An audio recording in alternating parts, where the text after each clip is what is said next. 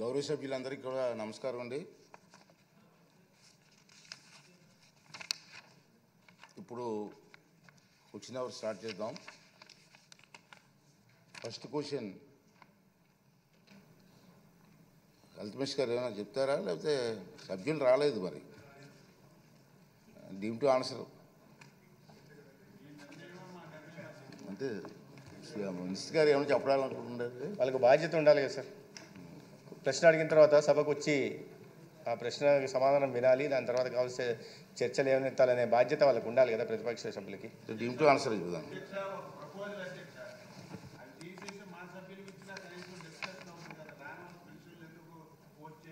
అంటే ప్రొసీజర్ అంతే, ఒక ప్రొసీజర్ ఉంది కదా, ప్రొసీజర్ ప్రకారంగా.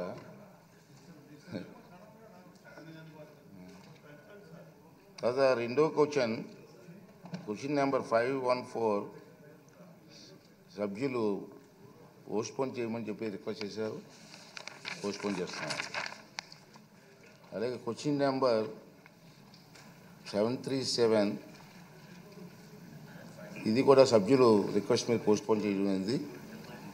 అలాగే క్వశ్చన్ నెంబర్ 543 ఈ ప్రశ్న కూడా సభ్యుల రిక్వెస్ట్ మీద పోస్ట్పోన్ చేయడం జరిగింది.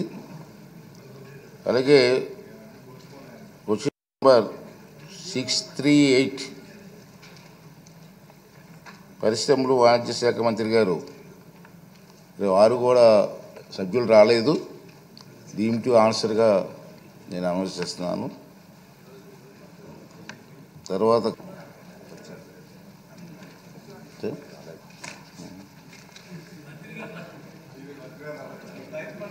సార్ నెక్స్ట్ తీసుకుందాంలేండి వాళ్ళు. Question number 552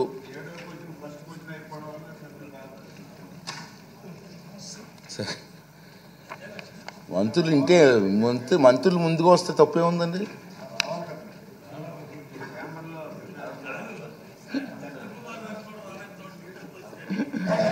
question number 552 minister for Manohar garu. Yes sir.